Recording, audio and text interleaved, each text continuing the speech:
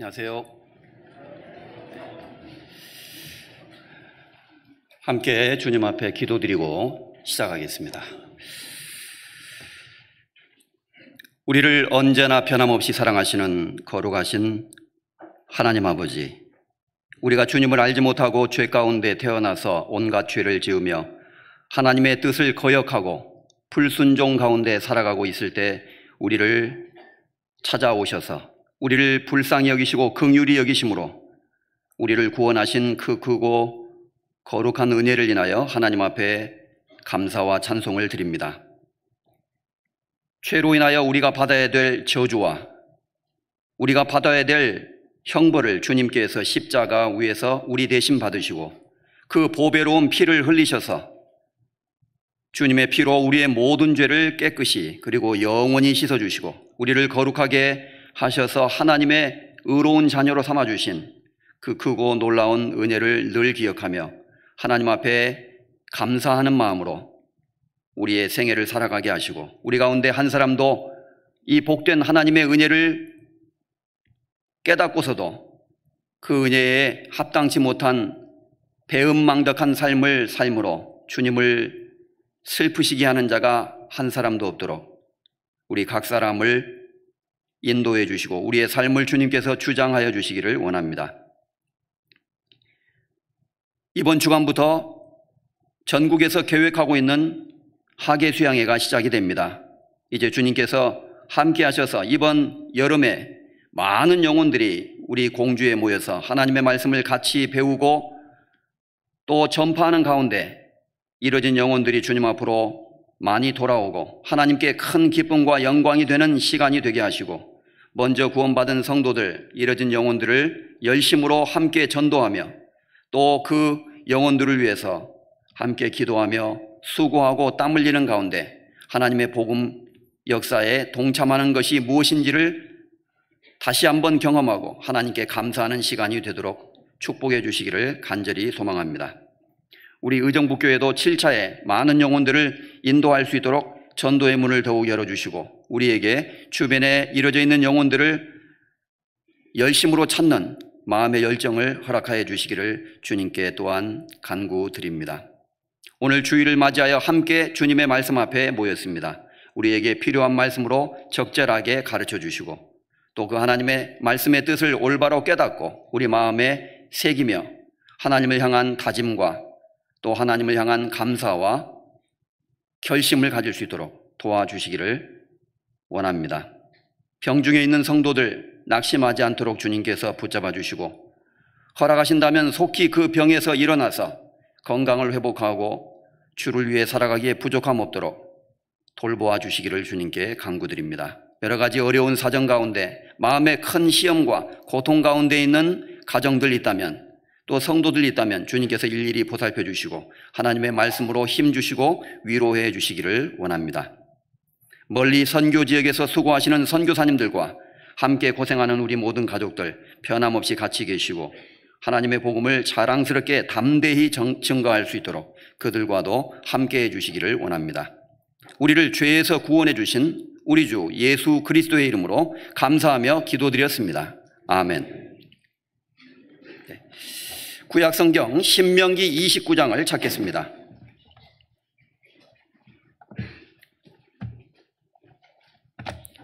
페이지 수로는 308페이지, 구약성경 308페이지, 신명기 29장.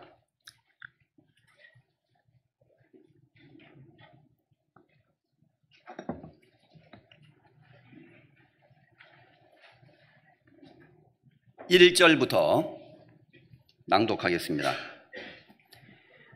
호렙에서 이스라엘 자손과 세우신 언약 외에 여호와께서 모세에게 명하사 모압 땅에서 또 그들과 세우신 언약의 말씀이 이러하니라. 모세가 온 이스라엘을 소집하고 그들에게 이르되 여호와께서 애굽 땅에서 너희 목전에 바로와 그 모든 신하와 그 온 땅에 행하신 모든 일을 너희가 보았나니 곧 그 큰 시험과 이적과 큰 기사를 네가 목도하였느니라.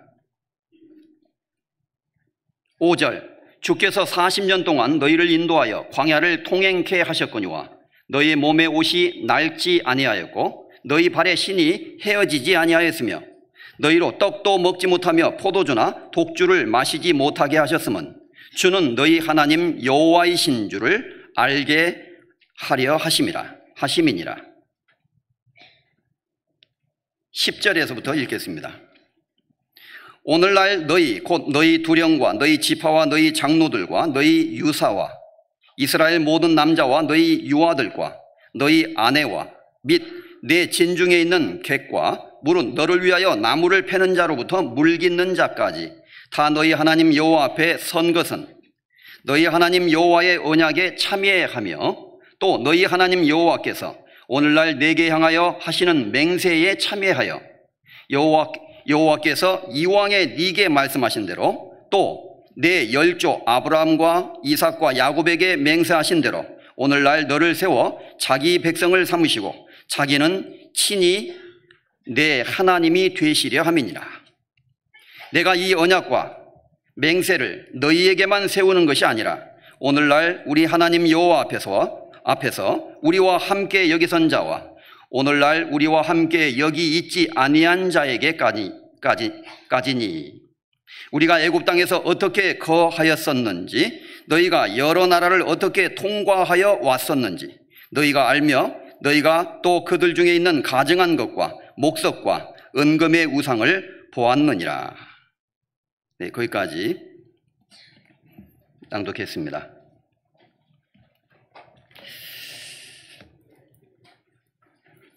스위스에 가면은 바젤이라고 하는 여러 국제 도시가 있는 큰 도시가 있습니다.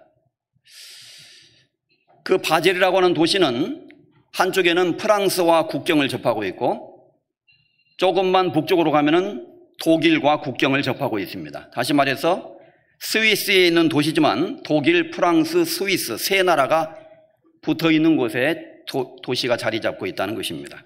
그래서 그 도시에 일하는 사람들은 이제 아침에는 전부 각자의 장소에서 일하러 왔다가 저녁에 퇴근할 때가 되면 일부의 사람들은 프랑스로 돌아가고 일부는 독일로 돌아가고 일부의 사람들은 스위스에 그대로 남게 됩니다. 이처럼 사람은 결국 자기가 소속된 곳에 결국에는 참여하게 된다는 것입니다. 우리의 신앙생활 가운데도 이러한 것을 우리가 생각해 볼 수가 있습니다. 결국 사람은 자기가 어디에 소속되어 있느냐, 어디에 참여하고 있느냐에 따라서 결국 자신의 인생의 방향이 결정됩니다. 그리고 우리가 결국에 최종적으로 가게 되는 우리의 종착점은 우리가 속해 있는 곳에 갈 수밖에 없다는 것입니다. 우리가 구원받은 이후에 여러 가지를 배우고 깨달아야 되지만 교회의 중요성을 아는 것이 무엇보다도 중요합니다. 신앙생활은 나 혼자서 이제 구원받았기 때문에 하나님의 말씀을 읽고 혼자 기도하면서 신앙생활을 하는 것이 아니라 거룩하게 된 무리들 가운데 구원받은 형제 자매들과 함께 같이 모여서 신앙생활을 하는 것입니다. 그래서 교회라는 것은 구원받은 사람들의 무리, 거룩한 무리를 교회라고 부르고 있습니다. 그래서 이 신약성경에서 말하는 교회 개념은 교회당 건물을 말하는 것도 아니고요, 또 이 세상에 존재하는 어떤 사회단체나 그런 모임처럼 사람들이 인위적으로 만들어 놓은 그런 단체를 말하는 것도 아닙니다. 이 교회는 거듭난 무리들, 이 세상의 모든 사람들 가운데서 예수 그리스도의 그 복음을 듣고 믿고 깨달아서 하나님의 사랑을 경험한 사람들이 하나님의 자녀가 되고 영접하는 자, 곧 그 이름을 믿는 자들에게는 하나님의 자녀가 되는 권세를 주셨으니 이는 혈통으로나 육정으로나 사람의 뜻으로 나지 아니하고 오직 하나님께로서 난 자들이니라 하는 말씀대로 혈통으로나 육정으로나 난 것이 아니라 하나님께로서 난 자들, 하나님의 사랑을 깨닫고 예수 그리스도를 믿음으로 영접함으로 말미암아 구원받은 그리스도인들이 함께 모여 있는 곳, 그곳을 바로 교회라고 부르는 것입니다. 그래서 우주적으로는 이 세상에는 단 하나의 교회가 있습니다. 지금 우리가 물리적으로 육신을 가지고 있기 때문에 미국의 교회도 있고 영국에도 교회가 있고 아프리카에도 교회가 있고 세계 곳곳에 교회가 있고 또 한국에도 지역적으로 서울에도 교회가 있고 의정부에도 있고 여러 지역에도 교회가 있지만 사실 구원받은 그리스도인들은 단 하나의 교회에 소속되어 있다고 할 수 있는 것입니다. 그래서 구원받은 그리스도인들은 그 교회라고 하는 그리스도의 몸된 교회 안에서 우리가 함께 참여해서 신앙생활을 하다가 주님 오시는 그날 천국으로 가게 됩니다. 그래서 주님이 오시는 그날에 주께서 호령과 하나님의 나팔소리로 친히 하늘로 쫓아 강림하실 때 우리도 구름 속으로 끌어올려 공중에서 그를 영접하게 됩니다. 그래서 우리가 그 앞에 모이게 됩니다. 이 세상에서 교회라는 이 하나님의 공동체 속에 구원받은 그리스도인들이 하나가 되어 있는 이 무리 속에 함께 참여하다가 주님 앞에 영원한 천국에 참여하게 되는 것입니다. 그때 휴거가 일어나게 될 때 전 세계에 구원받은 모든 그리스도인들, 역사 속에서 구원받고 복음을 깨달은 상태에서 이미 죽은 성도들은 그리스도 안에서 죽은 자들이 먼저 일어나고 먼저 그들이 부활합니다. 그 다음에 우리 살아남아 있는 자들, 이제 주님이 공중에 재림하실 때 살아남아 있는 그리스도인들은 산채로 구름 속으로 그 몸이 끌어올려 공중에서 주를 영접하게 하시리니. 그래서 이 썩을 몸이 고린도전서 15장에 보면 이 썩을 몸이 썩지 아니함을 입겠고 썩지 않는 몸을 옷처럼 새로 입을 것이고 이 죽을 몸이 죽지 아니함을 입으리로다. 이 몸은 죽을 수밖에 없는 몸이지만 휴거될 때 부활되는 우리의 새로운 몸은 죽지 않는 몸이 될 것이다. 그 죽지 않는 몸을 옷처럼 입게 될 것이므로 우리는 이제 변화되는 그날 다시는 썩지도 않고 죽지도 않는 새로운 부활의 육체를 입고 그 앞에 모이게 된다는 것입니다. 이제 영원한 천국에 참여하게 되는 거예요. 그때는 아프리카에 있는 사람들과 한국에 있는 사람들이 통역할 필요도 없어요. 아마 틀림없이 하나의 언어를 가지고 서로 교통하게 될 것입니다. 그래서 세상의 여러 민족과 여러 족속과 여러 방언 중에서 수많은 그리스도인들이 한 곳에 모여서 주님 앞에 그 영광 가운데 참여하고 영원한 영광 속에서 영원히 함께 보내는 하나의 무리가 있습니다. 바로 그것이 거듭난 구원받은 사람들입니다. 우리가 구원을 받은 이후에 나는 어디에 참여하고 있는 사람인가, 어디에 소속되어 있는 사람인가, 이것을 아는 것은 아주 중요한 문제입니다. 결국 우리는 내가 소속되어 있는 곳으로 결국은 돌아가게 됩니다. 그리고 그곳을 위해서 살아가고 있다고 말할 수 있는 것입니다. 우리는 수양회를 앞두고 우리가 함께 하나님의 큰 복음의 역사 가운데 참여한다는 사실을 늘 기억했으면 좋겠습니다. 이번 한 주간부터 7차에 걸쳐서 전국에 하계 수양회가 계획이 되어 있습니다. 우리 교회는 전국에 250여 개가 넘는 많은 교회들이 있지만 성경의 가르침대로 동일한 성령으로 동일한 보조로 행하지 아니하더냐라는 말씀처럼 우리는 서로 나누어져 있는 교회가 아니라 동일한 성령과 동일한 보조에 따라서 하나님의 말씀을 같이 배우고 또 하나님의 말씀을 같이 전하고 함께 협력해서 복음을 전하는 그야말로 문자 그대로 하나 된 교회입니다. 하나님께서 우리 교회 가운데 역사하시고 함께 하셔서 우리를 이곳에 두셨고 또 이 귀한 교회 하나님의 성령의 역사 가운데 우리를 동참케 하시는 것을 진심으로 감사하게 생각합니다. 그래서 이번 여름에 내가 구원받은 사람이라면 당연히 이 수양회에 마음과 관심을 둬야 될 것이고요. 또 지난 시간에도 이미 말씀드린 것처럼 우리 의정부 교회가 참여하는 차수는 7차입니다. 모두 미리 휴가도 내시고 시간을 계획하셔서 한 분도 빠짐없이 전부 참여할 수 있도록 하셨으면 좋겠고요. 그리고 새로운 영혼들, 아직 주님에 대해서 알지 못하는 사람들을 한 분씩 꼭 인도해서 많은 영혼들을 우리가 데리고 가고 이번에 함께 전도해서 구원받게 하는 귀중한 역사가 나타나기를 간절히 소망합니다. 이 수양회야말로 우리 교회 가운데서 하나님이 역사하시는 것을 실제로 목격할 수 있는 아주 특별한 기회입니다. 그래서 전국의 성도들이 한 마음과 한 뜻으로 함께 기도하고 함께 땀을 흘리고 거기서 수고하고 애쓰는 가운데 큰 성령의 역사가 나타나게 됩니다. 사도행전 2장에 보면 오순절에 성령이 강림하셨는데 성령이 급하고 강한 바람같이 역사했다고 묘사되어 있습니다. 실제로 급하고 강한 바람이 불었다고 성경에 기록되어 있는데 이것은 성령의 역사를 그렇게 알기 쉽도록 표현한 것입니다.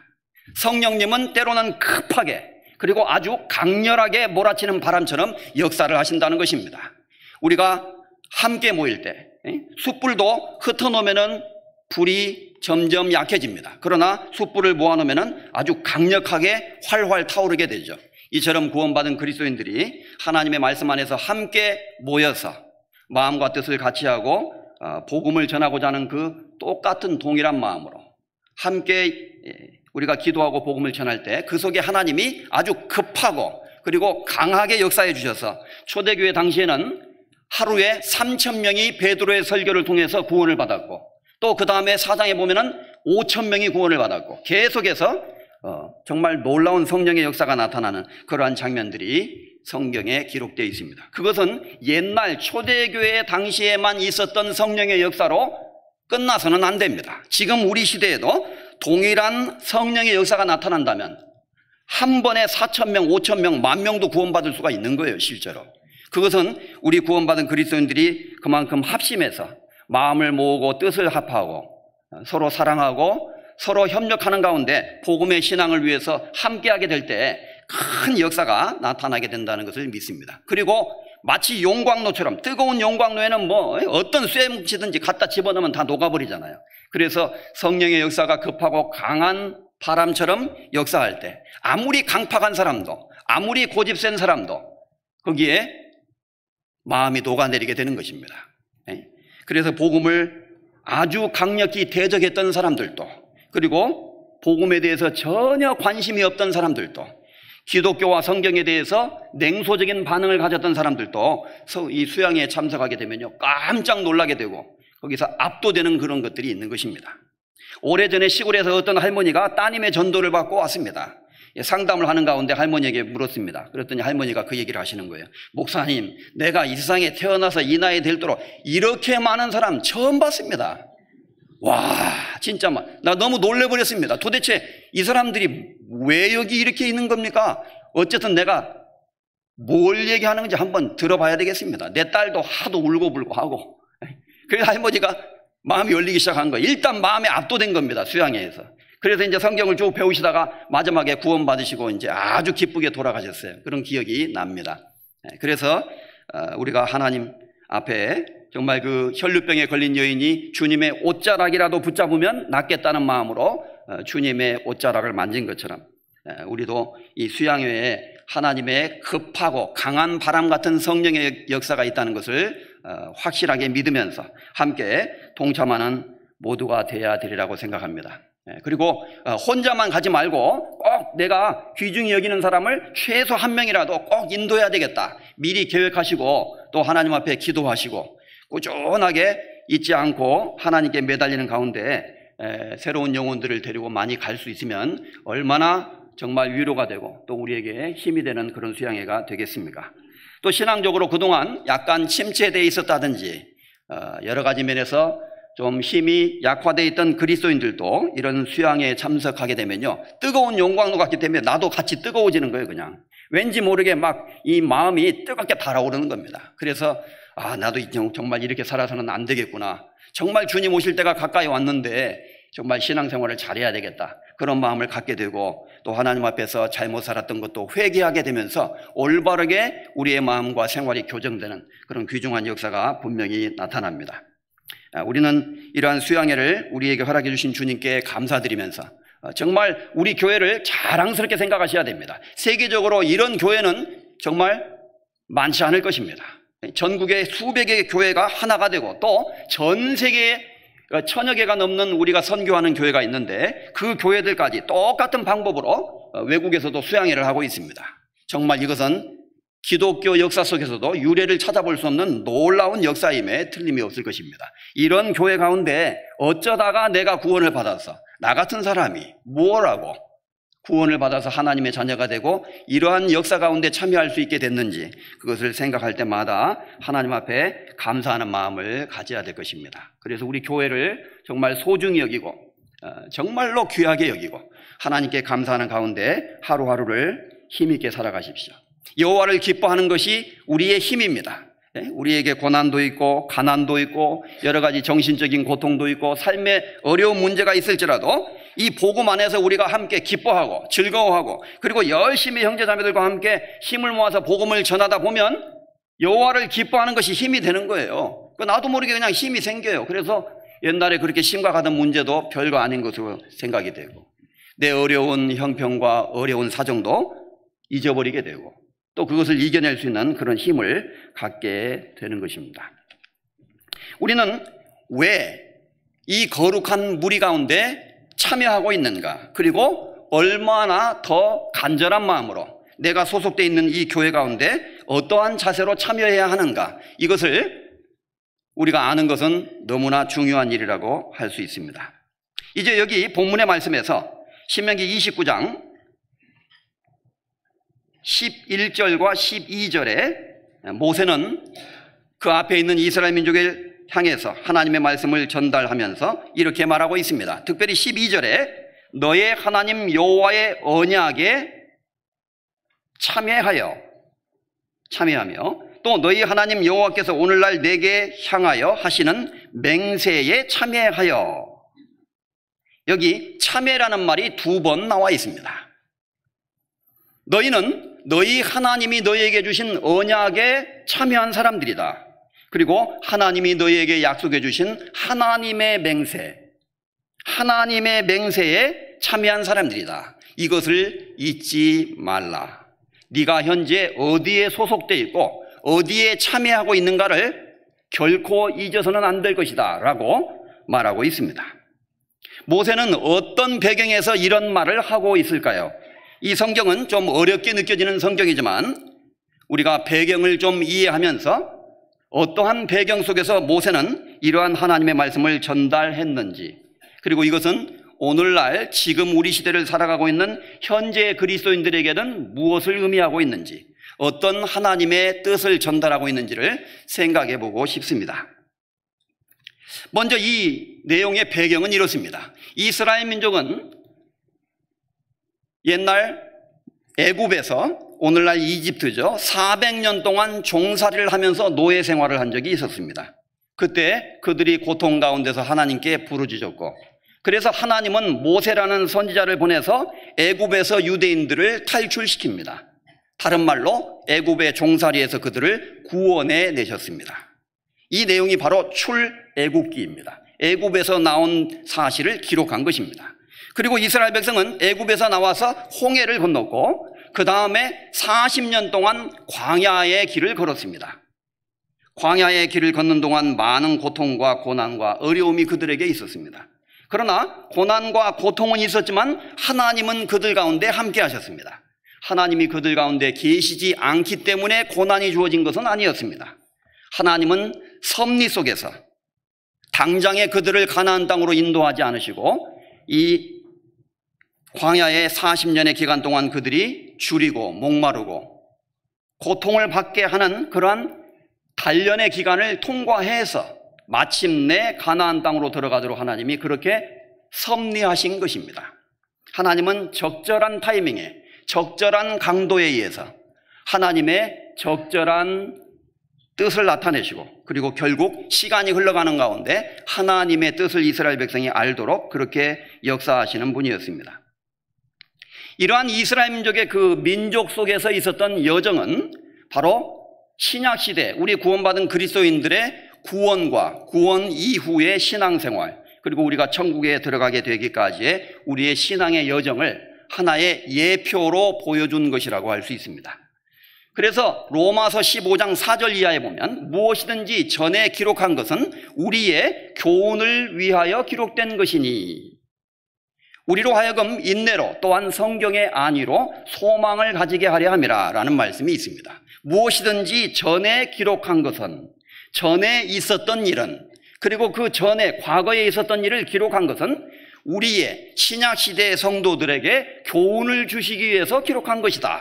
그래서 우리가 그 교훈을 듣고 배울 때에 인내심을 갖게 되고, 그리고 하나님이 주시는 위안을 얻게 되므로 하나님을 향한 소망을 얻게 하는 데 목적이 있다, 이렇게 말씀하고 있는 것입니다. 따라서 그 말씀에 의하면 이스라엘 백성이 애굽에서 구원받아서 광야를 통과해서 가나안 땅으로 들어가는 과정 가운데 있었던 모든 일은 결국 우리의 교훈을 위해서 주신 것이라는 것입니다. 이스라엘 민족은 구원받은 그리스도인의 예표입니다. 그래서 이스라엘 백성이 애굽에서 종살이하고 있었던 것은 구원받기 이전의 우리의 상태를 설명하고 있는 것입니다. 영적인 면에서 구원받기 이전에 우리 모두는 애굽에서 종살이하고 있었습니다. 사탄의 지배 아래 이 세상 신을 좇고 공중의 권세 잡은 자를 따랐으니 곧 지금 불순종의 아들들 가운데서 역사하는 영이라. 에베소서 2장에 있는 말씀처럼 우리가 그때에 구원받기 전에는 사탄의 종노를 했습니다. 이 세상 풍속을 좇으면서 공중의 권세 잡은 자 곧 마귀를 따라서 살았다. 이렇게 성경은 에베소에 있는 성도들에게 말하면서 그들의 과거를 회상시키고 있습니다.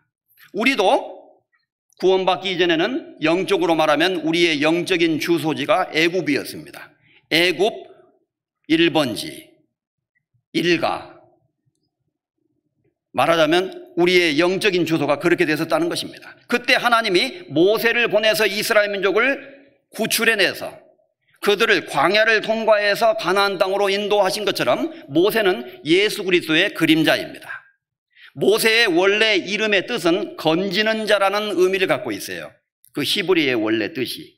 모세는 이스라엘 민족을 애굽에서 종살이하는 데서 건져냈고 예수 그리스도는 우리를 사탄의 권세에서 죄의 세력으로부터 우리를 건져내셨습니다. 그가 우리를 흑암의 권세에서 건져내사 그의 사랑의 아들의 나라로 옮기셨으니 그 아들 안에서 우리가 구속 곧 죄사함을 받았도다. 골로새서 1장에 그렇게 기록하고 있습니다.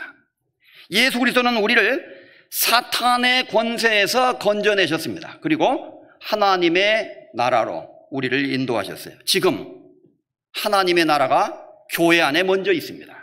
그리고 이 교회의 역사가 끝나고 나면 영원한 하나님의 나라가 또 있습니다. 우리는 예수 그리스도를 통해서 사탄의 권세에서 벗어나서 그의 사랑의 아들의 나라로 지금 하나님의 나라 가운데 있는 것입니다. 이 속에 하나님의 역사가 나타나고 하나님의 능력이 나타나고 있는 것입니다. 예수님이 그런 말씀을 하셨습니다. 만일 내가 성령을 힘입어 귀신을 쫓아내는 것이면 하나님의 나라가 이미 너희에게 임하였느니라. 예수님이 그 말씀을 하셨거든요.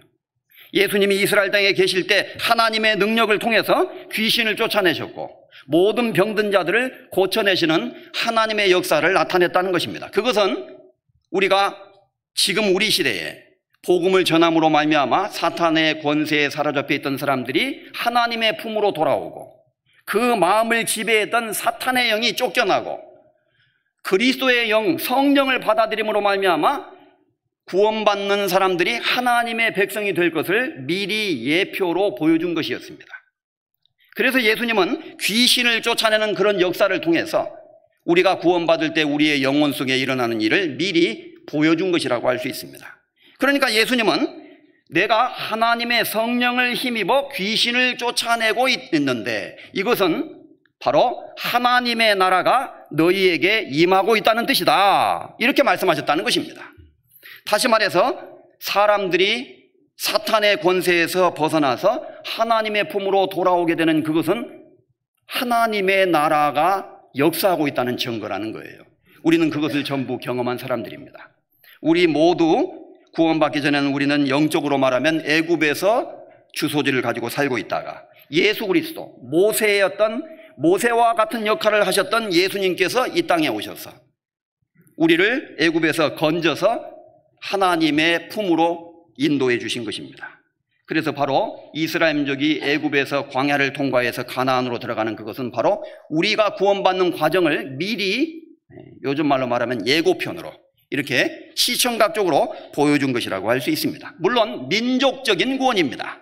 이스라엘 백성은 전부 다 구원받았다는 뜻이 아니라 그 민족의 구원을 통해서 우리 개인이 구원받는 모습을 설명하고 있는 것입니다. 자, 이제 이스라엘 백성은 40년 동안 애굽에서 모세의 인도를 통해서 구출받은 이후에 광야의 길을 걸었습니다. 그 40년 동안 그들은 힘들고 험난하고 아주 어려운 시기를 보냈습니다. 이제 40년이 거의 저물어가고 모세는 얼마 있으면 느보산에서 숨을 거두게 됩니다. 모세의 죽음도 얼마 남지 않았습니다. 그리고 그 이후에 이스라엘 백성은 이제 요단강을 건너서 하나님께서 그렇게 약속하셨던 가나안 땅으로 그들은 얼마 있으면 들어가게 되는 그러한 시점에 그들이 있었던 것입니다. 바로 이때에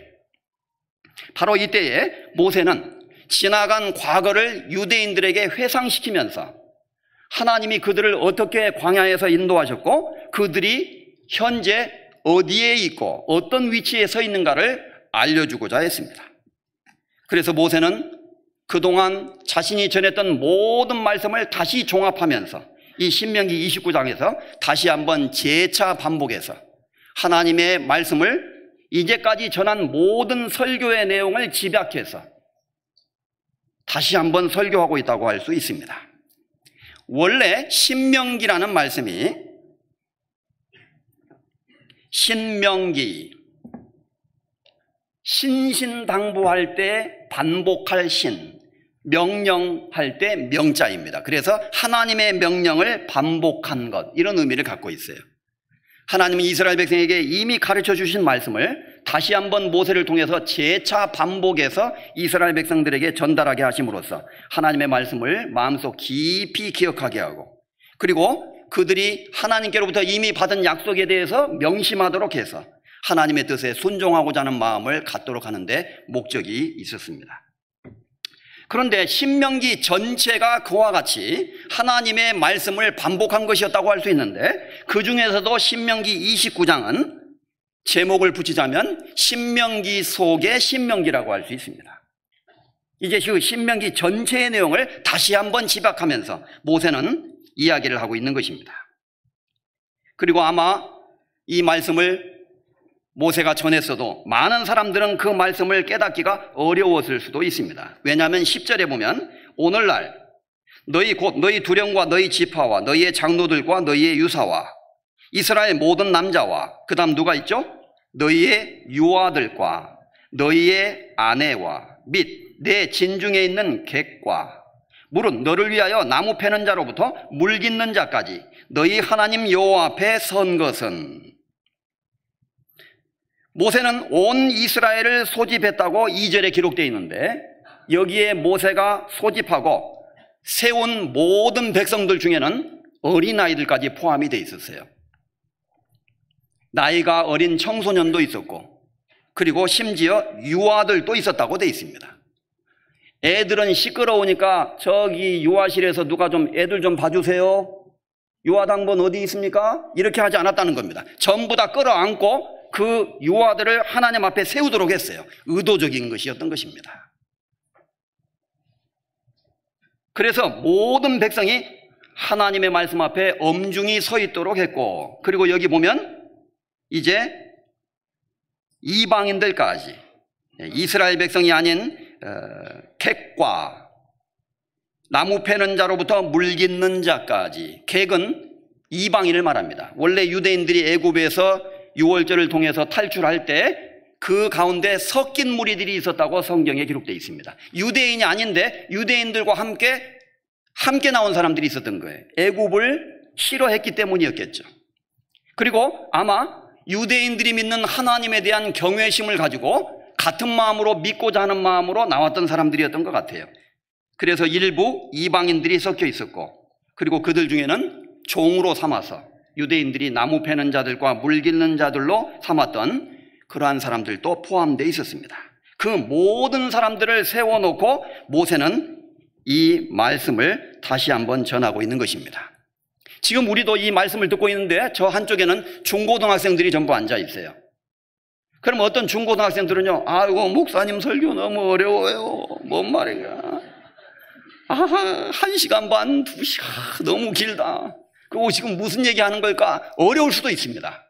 그런데도 선생님들은 아니다. 한 달에 한 번 정도는 꼭 함께 참여해서 들어야 된다. 그렇게 가르치고 교육합니다. 왜냐? 그 말을 다 이해하지 못해도 이 엄중한 하나님의 말씀 앞에 모이는 것을 배우는 것이 필요한 거예요. 하나님의 이 말씀은 너무나 엄중한 말씀이었기 때문에 어떤 사람도 이 말씀에서 제외돼서는 안 된다는 것을 가르쳐주고자 했을 것입니다. 그래서 아마도 모세는 모든 사람을, 심지어 유아까지 전부 포함시켜서 하나님의 말씀을 들을 수 있도록 그 앞에 세우도록 했습니다. 그리고는 지나간 이야기를 쫙 하는 거예요. 이 모세의 설교는 특별한 내용이 아니었습니다. 이미 그들이 40년 동안 목도했던 일, 그리고 그들이 애굽에서 경험했던 일을 상기시켰습니다. 그래서 모세는 말합니다. 2절에 여호와께서 애굽 땅에서 너희 목전에 바로와 그 모든 신하와 그 온 땅에 행하신 모든 일을 너희가 보았나니 곧 그 큰 시험과 이적과 큰 기사를 네가 목도하였느니라. 5절에는 주께서 40년 동안 너희를 인도하여 광야를 통행케 하셨거니와 이렇게 말하고 있습니다. 모세가 이 말을 할 때는 많은 사람들이 광야에서 죽었습니다. 처음에 애굽을 40년 전에 탈출했을 때 그 사람들은 광야에서 하나님께 원망하고 불평하다가 거의 대부분 많은 사람이 죽었습니다. 그러나 그때 애굽에서 탈출할 때 20살이 못했던 청소년들, 그리고 그 당시에 아이로 태어난 유아들, 그리고 광야에 40년 동안 광야의 길을 가는 가운데 광야의 노정 중에서 태어난 유아들이 또 있었습니다. 애굽을 탈출하자마자 태어난 사람은 40살이 됐겠죠. 애굽을 탈출한 지 20년째 태어난 사람은 20살이 됐습니다. 39년째 태어난 사람은 이제 아직도 기저귀 차고 있었을 수도 있습니다. 다양한 사람들이 있었습니다. 이제 특별히 광야에서 태어난 2세대들, 세컨 제너레이션이라고 하죠. 그 2세대들과 그리고 애굽에서 나올 때 나이가 어렸던 사람들은 애굽에서 있었던 일을 목격했지만 나이가 너무 어렸기 때문에 그 일의 의미와 뜻을 잘 알지 못했을 수도 있습니다. 그래서 모세는 하나님의 말씀을 다시 전함으로써 다시 한번 그들에게 과거의 역사 속에서 하나님이 그들과 함께 하셨고 역사하셨다는 사실을 상기시켰습니다. 여러분이 누구인 줄 알아야 됩니다. 우리가 얼마나 대단한 사람인 것을 여러분이 깨달으셔야 됩니다. 하나님이 우리를 얼마나 사랑했는지를 생각해 보십시오. 우리는 과거에 우리 조상 때 저 애굽에서 지긋지긋한 종사를 했던 사람들입니다. 세계의 최강국이라고 하는 그 애굽이라고 하는 바로와 그 나라의 사람들이 우리를 하나님의 백성인 줄을 알지 못하고 우리를 깔보고 짓밟았습니다. 그들은 우리를 멸시했고 우리는 너무나 고통을 받지 않았습니까? 그러나 하나님은 우리와 함께 계셨습니다. 하나님은 유일하신 하나님입니다. 하나님 외에는 다른 신이 없다고 성경에 말씀하셨습니다. 그리고 하나님의 그 큰 기사와 편팔과 능력으로 우리를 애굽에서 인도해 내신 것을 여러분이 목격하지 않았습니까? 하나님이 애굽에서 10가지 재앙을 내리고 그리고 이 이스라엘 백성이 우리가 홍해를 통과할 때 애굽 군대가 우리를 죽이려고 또 쫓아올 때 하나님이 그들을 물고기 밥이 되도록 하셨습니다. 우리는 그것을 홍해에서 바라보고 찬송을 불렀던 적이 있습니다. 말하자면 이렇게 설교했다는 거예요. 여러분 생각해 보십시오. 하나님이 우리를 얼마나 특별한 민족으로 구별하셨으면 이렇게 엄청난 기적을 나타내고 엄청난 역사를 해서 우리를 구원해 주신 이런 일은 세상 어디에도 없었습니다. 신명기 앞으로 돌아가 봅니다. 4장 32절입니다.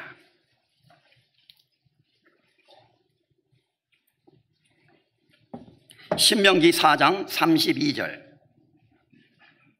268페이지입니다.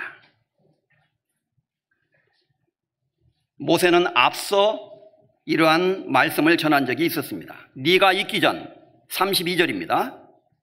신명기 4장 32절 네가 있기 전 하나님이 사람을 세상에 창조하신 날부터 지금까지 지나간 날을 상고하여 보라. 하늘 이 끝에서 저 끝까지 이런 큰 일이 있었느냐? 이런 일을 들은 적이 있었느냐? 어떤 일? 어떤 국민이 불 가운데서 말씀하시는 하나님의 음성을 너처럼 듣고 생존하였느냐? 34절은 같이 읽겠습니다. 어떤 신이 와서 시험과 이적과 기사와 전쟁과 강한 손과 편팔과 크게 두려운 일로 한 민족을 다른 민족에게서 인도하여 낸 일이 있느냐? 이는 다 너희 하나님 여호와께서 애굽에서 너희를 위하여 너희 목전에서 행하신 일이라. 해석할 필요도 없이 너무나 명료하게 무슨 뜻인지가 나타나 있습니다. 어떤 신이 와서 시험과 이적과 기사와 전쟁과 강한 손과 편팔로 크게 두려운 일을 나타내서 한 민족을 또 다른 민족에게서 인도하여 낸 일이 있느냐? 구출해낸 일이 있느냐? 이것은 우리 민족에게밖에 없었던 일이다. 35절에 이것을 네게 나타내심은 여호와는 하나님이시요 그 외에는 다른 신이 없음을 네게 알게 하려 하심이니라. 하나님 외에는 다른 신이 없고 이 세상과 우주를 창조하신 유일하신 하나님이 이스라엘 민족 역사 가운데 함께 하시고 이스라엘을 선택하셨다. 그것을 깨닫게 해주시기 위해서 이런 역사를 나타냈다는 거예요. 그리고 39절에 이렇게 말합니다. 그런즉 너는 오늘날 상천하지에 오직 여호와는 하나님이시요 다른 신이 없는 줄을 알아. 뭐라고 돼 있죠? 명심하고. 거꾸로 바꿔 읽으면 신명하고 이렇게 들리는데 신명기. 다시 기억하고 다시 명심하고 그 말이에요. 오늘날 내가 네게 명하는 여호와의 규례와 명령을 지키라. 너와 내 후손이 복을 받아 내 하나님 여호와께서 네게 주시는 땅에서 한없이 오래 살리라. 하나님께서 이스라엘 백성에게 모세를 통해 전달한 메시지는 반복적이면서도 단순하면서도 명료했습니다. 이스라엘 민족이여, 상천하지에 천하에 하나님 외에는 다른 신이 없다는 것을 명심하기 바란다. 그리고 너희는 그것을 마음속에 깊이 인식하고 그러니까 하나님의 규례와 명령을 지켜야 된다. 그러면 너희는 반드시 복을 받을 것이다. 이 내용이 신명기 전체에서 계속 반복되는 거예요. 그래서 이미 신명기 28장에도 하나님의 말씀을 순종하면 그들이 복을 받을 것이고, 그러나 하나님의 말씀을 그들이 불순종하면 벌을 받을 것이고, 그것을 자세하게 모세는 이야기했습니다. 이제 신명기 오늘 본문 29장의 말씀에 다시 한번 그것을 상기시키면서 유대인들에게 이것을 말하고 있는 거예요. 여러분, 하나님이 어떤 기적과 어떤 능력을 나타내서 우리를 구원하셨고 우리에게 하나님의 백성이라는 칭호를 주셨는지를 우리가 잊지 말아야 됩니다. 그리고 우리는 기억합시다. 이것을 잘 명심하고 하나님의 말씀을 순종하고 하나님의 말씀을 복종한다면 반드시 하나님은 복을 주시겠다고 약속하셨습니다. 맹세하셨습니다. 그리고 바로 우리는 그 하나님의 약속과 맹세에 참여한 사람들입니다. 이걸 말하고 있는 거예요. 지금 여기서 참여라는 말이 두 번 등장하고 있는 것입니다. 29장, 신명기 29장 12절, 13절.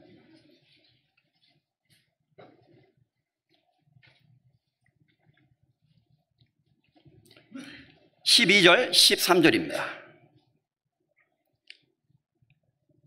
오늘 본문의 핵심적인 말씀을 다시 반복하겠습니다.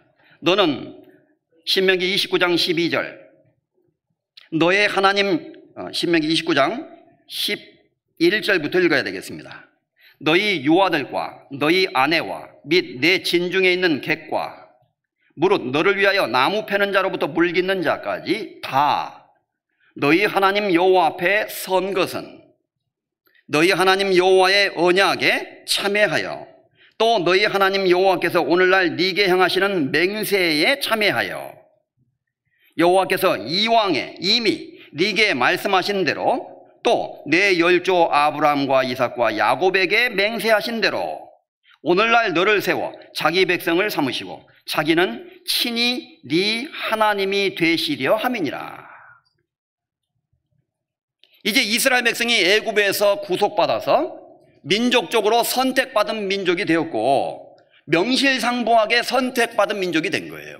그리고 하나님은 그들과 함께 하셨고 그들을 도와주셨고 광야에 그들이 걷는 동안에도 옷이 낡아지지 아니하였고 발에 신이 헤어지지 아니하였다고 5절에 말함으로써 하나님은 그들을 고아와 같이 버려두지 않으셨고 그들과 함께 하셨다는 사실을 상기시켰습니다.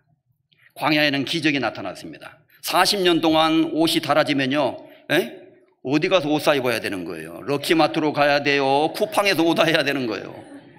그럴 필요가 없었다는 겁니다. 이상하게 옷이 헤어지지가 않는 거예요. 그리고 신발을 딱 한 몇 달 신었더니 다 닳아버렸어. 하도 많이 걸어가지고. 그러면 도대체 이건 나이키를 신어야 되는 겁니까? 프로스펙스를 신어야 되는 겁니까? 그럴 필요가 없었다는 겁니다. 쉽게 말하면. 이상하게 신발도 닳지 아니하였다. 그러니까 필요에 따라서 하나님이 적절하게 기적을 일으켜 주신 거예요. 작은 기적 같지만 기적입니다. 이것은 신비한 기적이었어요. 하나님이 그들과 함께 한다는 것을 분명히 보여주신 놀라운 기적이었다는 것입니다. 그리고 유대인들에게 말합니다. 여러분, 우리는 하나님의 백성이 되었습니다. 그리고 이제 구속받은 백성으로서 하나님이 약속하신 가나안 땅을 향해서 우리가 나아가고 있습니다. 그것은 우리가 하나님이 우리에게 주신 하나님의 언약, 그리고 우리에게 주신 하나님의 맹세, 여호와의 맹세에 참여한 사람이 되었다는 뜻입니다. 하나님과 우리 사이에는 언약이 있습니다. 이제 하나님도 그 언약을 우리에게 주셨고 우리는 그 언약 가운데 들어간 것입니다. 이제 우리는 나갈 수 없습니다. 여기서 참여라는 말이 영문 성경에 보면 엔터 이렇게 돼 있어요. 엔터, 들어간다 이렇게 돼 있어요. 하나님의 언약, 하나님이 인간에게 주신, 이스라엘 민족에게 주신 그 언약과 약속에게로 그 안으로 들어간다는 뜻이에요. 거기에 참여했다는 뜻입니다. 이제 이스라엘 백성은 그 언약에서 나갈 수 없는 백성이 되었다는 것입니다. 따라서 언약의 내용대로 하나님의 말씀을 듣고 순종하면 하나님은 반드시 그들과 함께 하시고 복을 줄 것이다. 이 내용은 성경 전체에서 창세기부터 요한계시록까지 사실은 계속 반복되는 메시지예요. 똑같은 말씀이 여기저기에서 흐르고 있습니다. 하나님의 메시지는 분명합니다. 그리고 이것은 더 놀라운 말씀이 있어요. 그 당시에 유대인들에게만 유효한 것이 아니라 바로 지금 우리에게 직접적으로 해당되는 말씀이라는 것입니다. 그래서 14절에 이렇게 말씀되어 있습니다. 내가 이 언약과 맹세를 너희에게만 세우는 것이 아니라 오늘날 우리 하나님 여호와 앞에서 우리와 함께 여기 선 자와 오늘날 우리와 함께 여기 있지 아니한 자에게까지니. 이 모세가 전한 메시지는 그 당시에 모세 앞에 서 있는 모든 사람에게 전달하는 것이고 더 나아가서 그 자리에 있지 않은 사람들에게까지 하나님이 주신 맹세라는 겁니다. 누구겠어요? 바로 우리를 말하는 겁니다. 모세 이후에 그 이후 시대에 살아가는 모든 사람들에게, 그리고 이것은 유대인에게 뿐만 아니라 이 세상의 모든 민족에게 유대인을 대표로 해서 주신 거예요. 유대인을 대표로 해서. 그래서 이 유대인들에게 포함된 객들과 나무 패는 자들과 물 깃는 자들에게까지 하나님이 이 말씀을 하셨다고 일부러 언급을 하고 있습니다. 결국 이 세상의 모든 사람들은 이 하나님의 메시지를 모세를 통해서, 그리고 모세가 전달한 그 말씀을 유대인들이 기록한 이 성경을 통해서 우리가 지금 듣고 있다는 것입니다. 하나님이 우리에게 말씀하시는 내용은 동일하다는 거예요. 그래서 이 말씀을 선포했는데, 그런데 어떤 사람들은 이것을 듣고도 그렇게 들었음에도 불구하고 쉽게 말하면 건성으로 듣는 거예요. 그리고 하나님의 말씀을 우습게 여기는 사람들이 있었던 것입니다. 하나님은 분명히 말씀하셨습니다. 순종하는 자는 복을 받을 것이다. 불순종하는 자는 저주를 받게 될 것이다. 여호와를 사랑하라. 마음을 다하고 뜻을 다하고 목숨을 다하여 여호와를 사랑하라고 말씀하셨습니다. 그것은 훗날 예수 그리스도를 통해서 하나님의 사랑을 참으로 깨달은 사람들이 예수님이 말씀하신 대로 마음을 다하고 뜻을 다하고 목숨을 다하고 힘을 다해서 하나님 여호와를 사랑하게 될 것을 미리 염두에 두고 하신 말씀이에요. 진심으로 하나님의 사랑을 깨달은 사람은 그것을 깨달을 수 있게 되고 행할 수 있게 된다는 것입니다. 이 말씀을 전하고 있을 당시에도 상당히 많은 사람들은 말씀을 듣고는 있었지만 그것을 온전히 받아들이지 못하고 있었을 것입니다. 모세는 그것을 알고 있었어요. 그래서 4절에 이렇게 말합니다. 3절, 곧 그 큰 시험과 이적과 큰 기사를 네가 목도하였느니라. 4절에 말합니다. 그러나 깨닫는 마음과 보는 눈과 듣는 귀는 오늘날까지 여호와께서 너희에게 주지 아니하셨느니라. 참 이상한 말씀이 여기 들어있잖아요. 너희가 하나님이 너희에게 행하신 그 큰 기사와 이적과 모든 것을 친히 목도했다. 보지 않았느냐? 그러나 깨닫는 마음과 보는 눈과 듣는 귀는 오늘날까지도 여호와께서 너희에게 주시지 아니하셨느니라. 무슨 말입니까? 어떤 사람은 그래요. 복음을 쫙 듣고 있다가요, 하나님이 깨닫게 해주셔야 깨닫는다면서요. 그럼 하나님이 안 깨닫게 해주시니까 내가 지금 안 믿어지는 거예요. 하나님 책임이에요. 하나님 책임. 그게 말이 성립이 될 수 있습니까? 그렇지 않습니다. 우리와 같이 저희도 복음 전함을 받은 자이나 들은 바 그 말씀이 저희에게 유익되지 못한 것은 듣는 자가 믿음을 화합지 아니하매라. 하나님은 하나님 편에서 역사하십니다. 사람은 사람 편에서는 하나님의 말씀을 간절히 깨닫기를 소망해야만이 하나님도 그 사람 속에 역사해 주시는 거예요.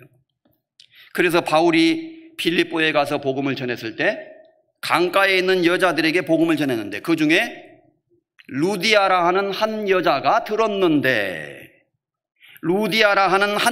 들었는데 주께서 역사하사 그 루디아의 마음을 열어 바울의 말을 청종케 하신지라 이렇게 되어 있어요. 그러니까 주님이 루디아의 마음을 열어줬습니다. 근데 루디아가 주님, 저는 당신 말씀에 대해서 관심 없습니다. 난 내 마음 열고 싶지 않아요. Don't touch. 하나님 저쪽으로 가세요.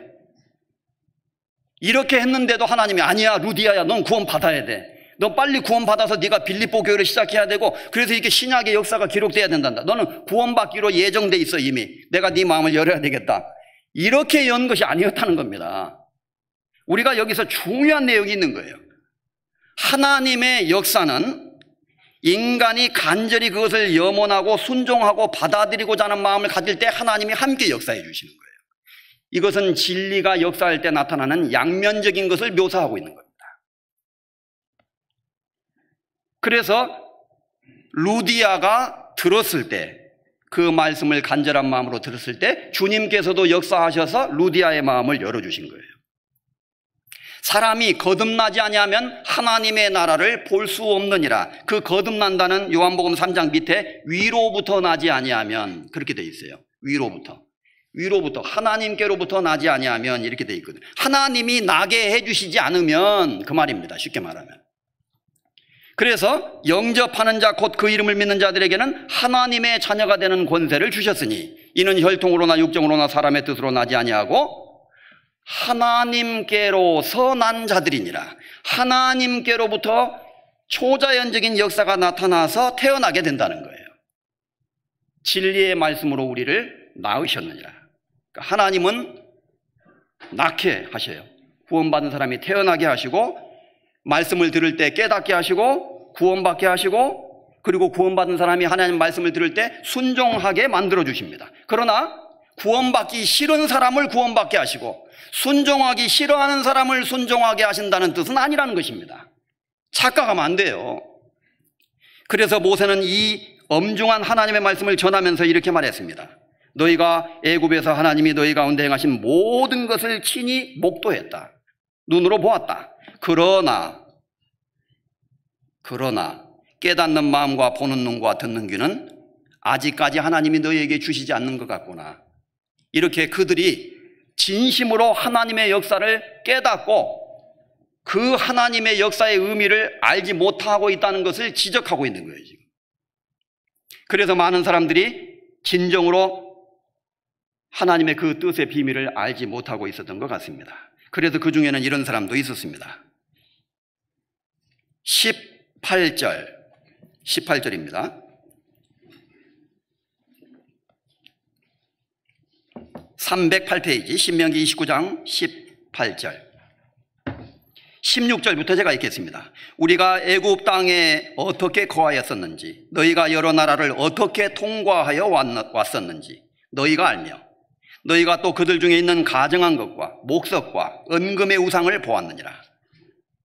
18절 너희 중에 남자나 여자나 가족이나 집하나 오늘날 그 마음이 우리 하나님 여호와를 떠나서 그 모든 민족의 신들에게 가서 섬길까 염려하며 독초와 쑥의 뿌리가 너희 중에 생겨서 19절 같이 읽겠습니다. 이 저주의 말을 듣고도 심중에 스스로 위로하여 이르기를 내가 내 마음을 강팍해 하여 젖은 것과 마른 것을 멸할지라도 평안하리라 할까 염려함이라.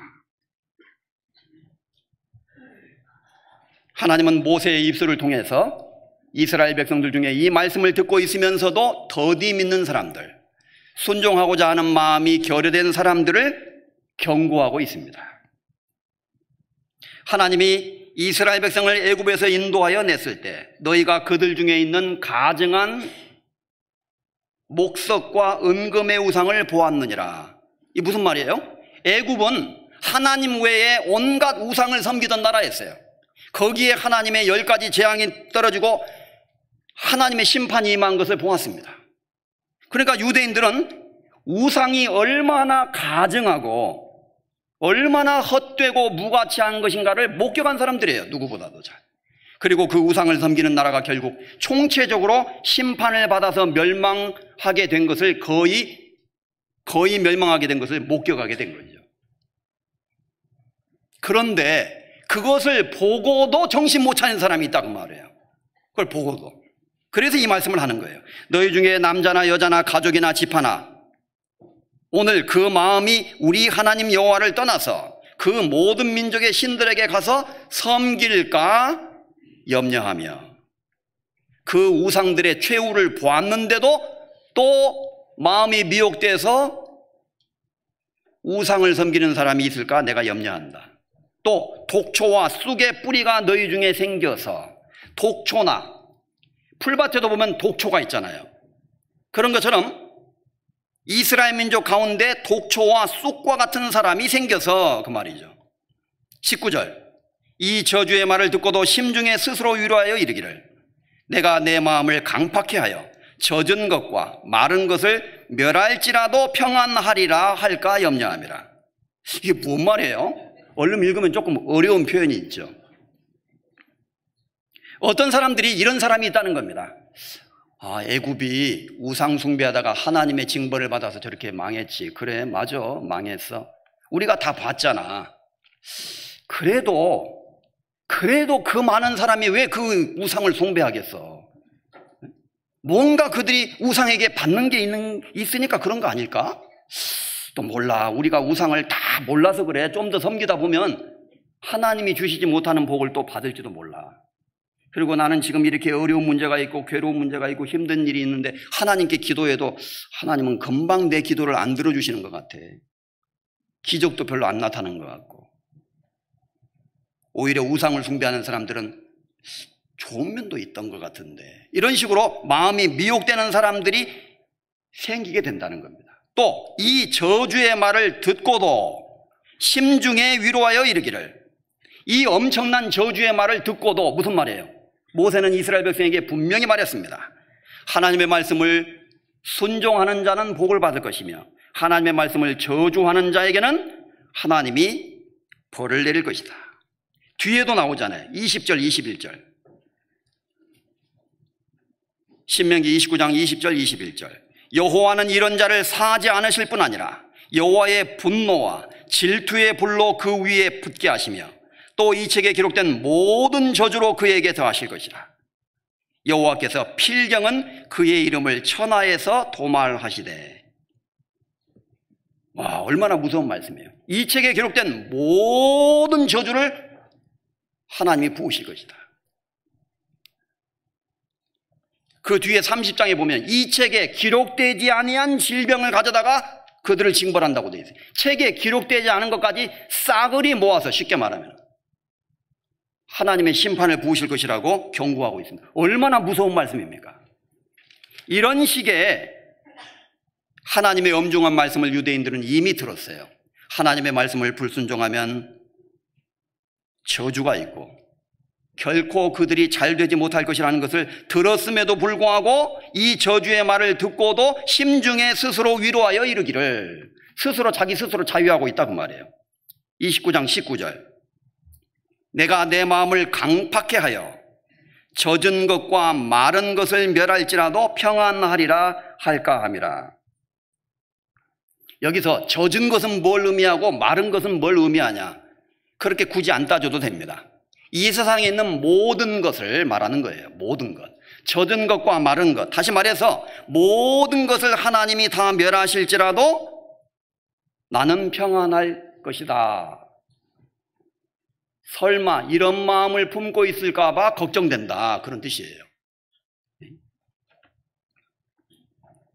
다시 말해서 모든 것이 멸망할지라도 자기는 평안하리라는 착각에 빠져 있는 사람이 있다는 겁니다. 우리 교회 가운데 우리가 신앙생활하면서 많은 말씀을 배웠습니다. 우리는 성경이 사실이라는 것을 확실히 믿고 있는 사람들입니다. 그리고 하나님이 지금 살아서 역사하는 것을 확실히 믿고 있는 사람들입니다. 그리고 이스라엘 백성이 이 하나님의 엄중한 언약에 참여한 백성이 되었던 것처럼 우리도 하나님의 언약에 참여한 사람들이라는 것을 믿고 있는 사람들입니다. 우리는 저희 중에서 나와서 따로 있고 세상에서 나와서 구별된 사람들입니다. 그리고 하나님의 백성으로 하나님의 거룩한 역사 가운데 참여하는 사람들이 바로 우리라는 겁니다. 그리고 이 세상에서 우리가 신앙생활을 잘하고 하나님 말씀을 순종하면서 교회에 잘 붙어서 주님 앞에 가는 그날까지 이 복음의 역사 가운데 함께 참여하는 것이 결국 자기에게 복이에요. 우리는 그것을 이미 듣고 또 듣고 여러 차례 반복해서 그동안 배워왔습니다. 그런데도 이 일에 관심이 없어요. 그래도 세상 일에 더 관심이 있고 하나님의 일에는 조금 생각나면 좀 관심 가지다가. 그래서 바울은 디모데전서에서 그렇게 말했죠. 저희가 다 자기 일을 구하고 그리스도 예수의 일을 구하지 아니하되 디모데의 연단을 너희가 안 하니 자식이 아비를 위하여 수고함 같이 저가 나와 함께 복음을 위하여 수고하였느니라. 바울이 서운한 마음으로 말한 겁니다. 저희가 다 자기 일을 구하고 그리스도 예수의 일을 구하지 아니하되.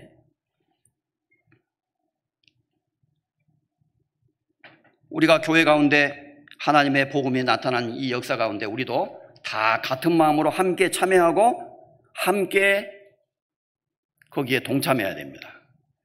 만약에 우리의 사사로운 일을 더 귀중히 생각하고 하나님의 역사에 관심을 가지지 않는다면 마치 그와 같은 꼴이 되는 거예요.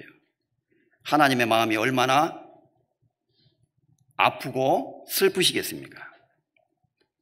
심지어 모세는 이렇게 말했습니다. 이 저주의 말을 듣고도 스스로 위로하기를 어떤 것이 벌어질지라도 모든 것이 멸망할지라도 나는 평안하리라 할까 염려함이라. 착각에 빠지지 말라 그 말입니다. 착각이다. 여호와는 이런 자를 사하지 않으실 것이다. 반드시 하나님의 법대로 처리하신다는 것을 말씀하고 있습니다. 그래서 우리는 이것은 우리에게 교훈이 되는 거예요. 우리에게 현재 신약시대를 살아가는 우리 구원받은 그리스도인들에게도 분명 교훈이 됩니다. 그래서 구원받은 그리스도인들은 이제 우리가 어디에 참여했는가, 현재 어디에 우리가 소속되어 있는가를 분명하게 인식해야 된다는 겁니다. 구원받기 이전에 전에는 우리가 약속의 언약들에 대하여 외인이요 세상에서 소망도 없고 하나님도 없는 자이더니 이제는 멀리 있던 너희가 예수 그리스도의 보혈의 피로 가까워졌느니라. 이제부터 우리는 외인도 아니요 손도 아니요 오직 성도들과 동일한 시민이요 하나님의 권속이라. 이렇게 말함으로써 에베소에 있는 성도들에게 우리가 전에는 하나님의 약속에서 외인이라고 할 수 있는 사람들이었습니다. 우리는 약속이 없었습니다. 세상에서는 소망도 없었습니다. 하나님도 없는 자들이었습니다. 전에는 우리가 멀리 있던 사람들이었습니다. 하나님의 은혜와 약속에서 멀리 떨어져 있는 사람들이었는데 이제는 예수 그리스도의 보혈의 피로 우리가 가까워졌습니다. 그리고 우리는 이제 외국인도 아닙니다. 손님도 아닙니다. 성도들과 동일한 시민입니다. 그리고 하나님의 권속입니다. 하나님의 권속, 하나님의 쉽게 말하면 패밀리, 하나님의 가족, 한 지붕 한 가족이 되었습니다. 우리는 지금 교회라고 하는 예수 그리스도의 권속으로, 예수 그리스도의 가정의 일원으로 우리가 참여하게 된 것입니다. 이렇게 신약시대 성도들에게 말하고 있습니다. 우리 구원받은 그리스도인들은 이제 거룩한 무리 가운데, 하나님이 우리에게 주신 거룩한 이 무리 가운데 우리가 참여하게 됐다는 것입니다. 이것을 우리가 알아야 된다는 거예요. 사도행전 26장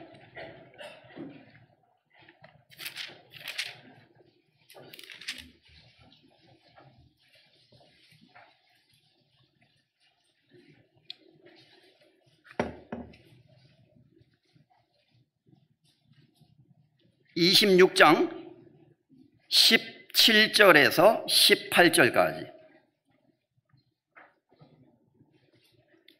사도행전 26장 234페이지 15절부터 제가 읽겠습니다.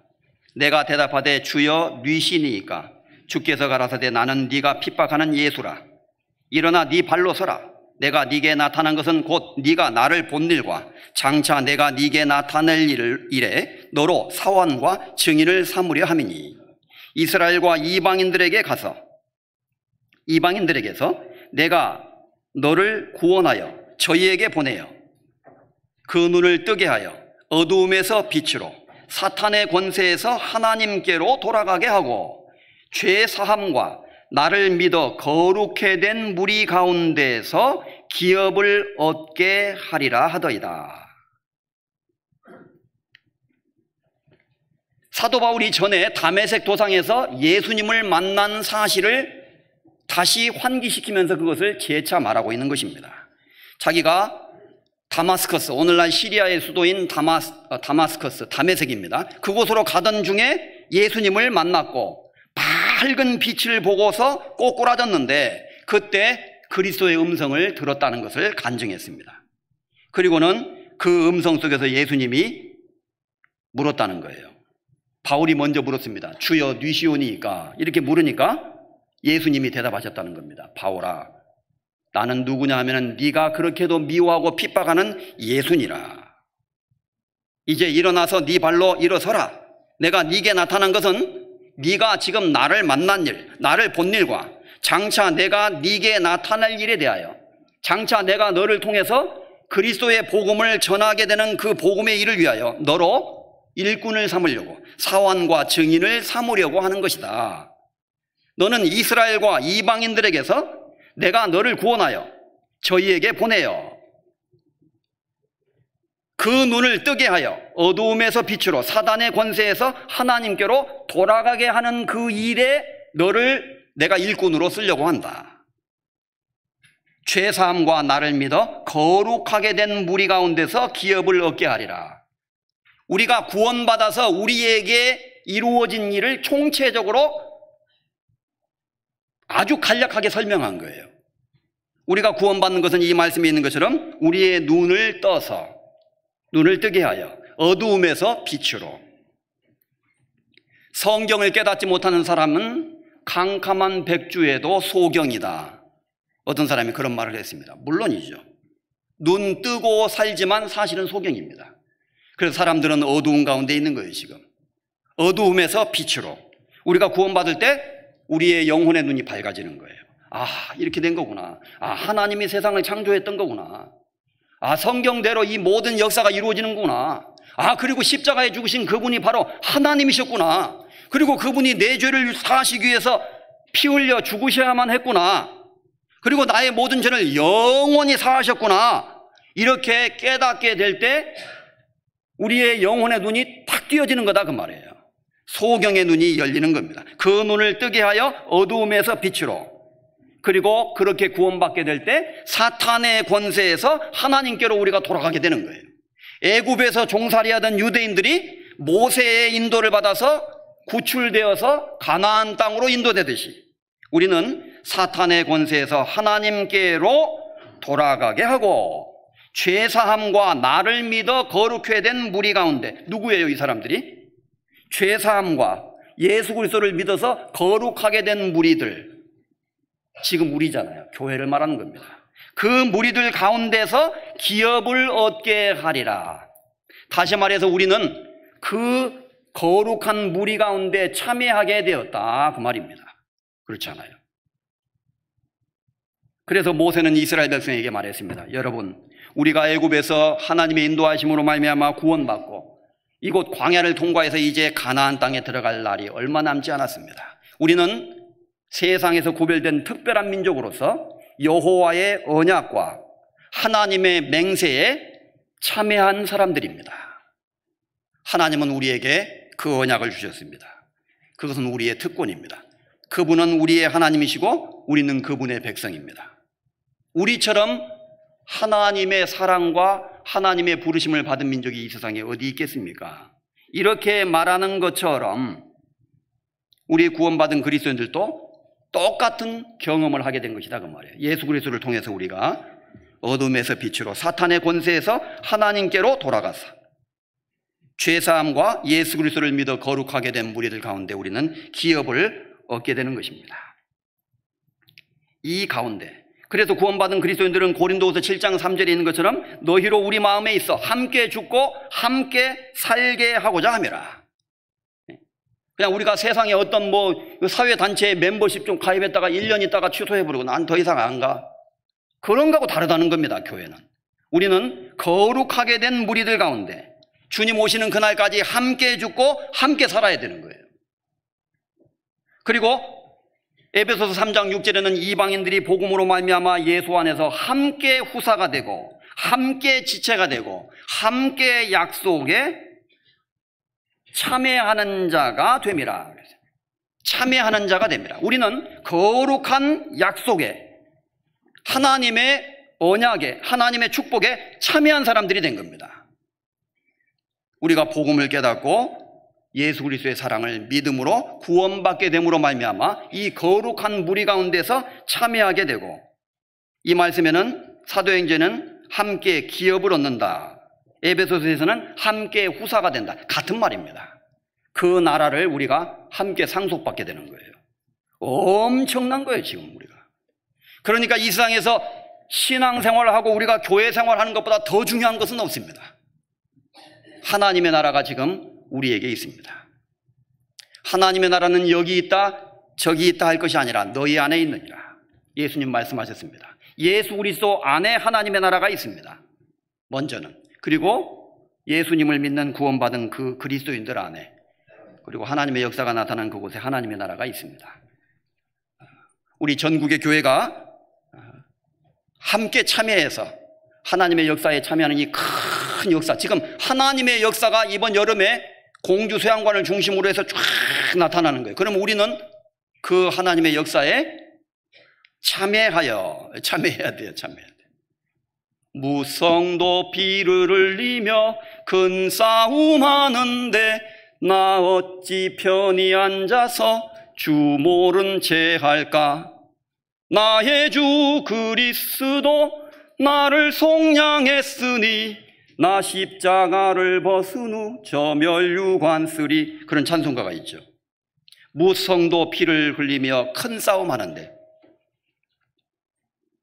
지금 영적인 전쟁을 말하는 겁니다. 이번 여름에 이제 영적인 전쟁이 있는 거예요. 마귀는 어떻게든지 못 믿게 하려고 하고, 하나님은 어떻게든지 믿게 하시려고 하고, 우리 구원받은 그리스도인들은 예수님을 쫓아가는 십자가 군병으로 어떻게든지 우리 대장님을 도와서 마귀에게 사로잡힌 자를 끄집어내서 예수님 품으로 인도하려고 하는 거예요. 그리고 우리가 큰 싸움을 하는 거죠. 이번에 무성도 피를 흘리며 큰 싸움하는데 나 어찌 편히 앉아서 딴 곳으로 휴가 여행이나 갈까. 그 말이나 같은 말이에요. 나 어찌 편히 앉아서 주 모른 지 알까? 그건 주님을 외면하는 것이다. 휴가도 갈 필요 없고 절대 개인 행동해서는 안 된다는 뜻이 아닙니다.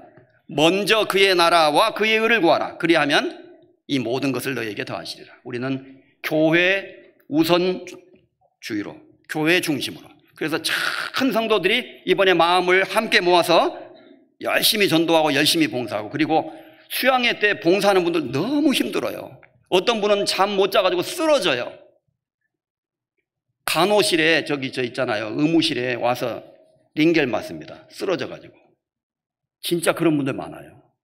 그렇게 힘들게 애쓰고, 자기도 병이 있는데, 어떤 분은 암에 걸렸는데도 그렇게 수고하고 애쓰고 고생하는 분도 있는데 나는 편안하게 앉아서 부채만 비추고. 그럴 수 없다는 거예요. 뭔가 해야 됩니다, 우리도.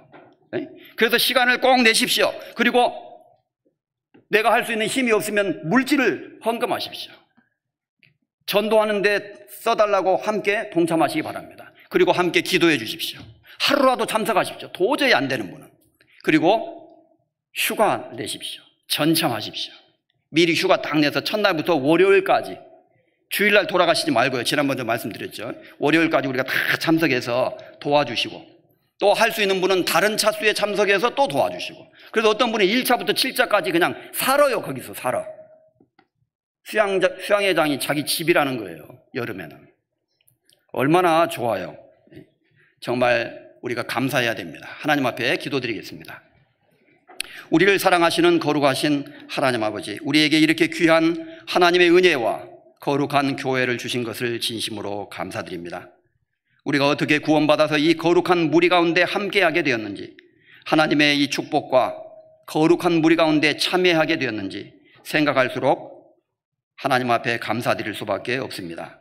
이번 여름에 전국의 교회들이 함께 힘을 모아 복음을 전하는 하계 수양에 주님께서 급하고 강한 바람같이 강력히 역사해 주시고, 또 우리 구원받은 모든 성도들 한마음과 한뜻으로 즐거운 마음으로 거기에 함께 참여해서 함께 수고하고 희생하고 땀을 흘리며 또 잃어진 영혼들을 사랑함으로 인도해서 주의 복음을 전하고 하나님의 큰 역사를 같이 경험할 수 있도록 역사해 주시고, 수고하시는 모든 분들 위해 주님께서 함께해 주시고, 또 우리에게 건강 지켜주셔서 맡겨주신 일 능히 잘 감당할 수 있도록 도와주시기를 간절히 소망합니다.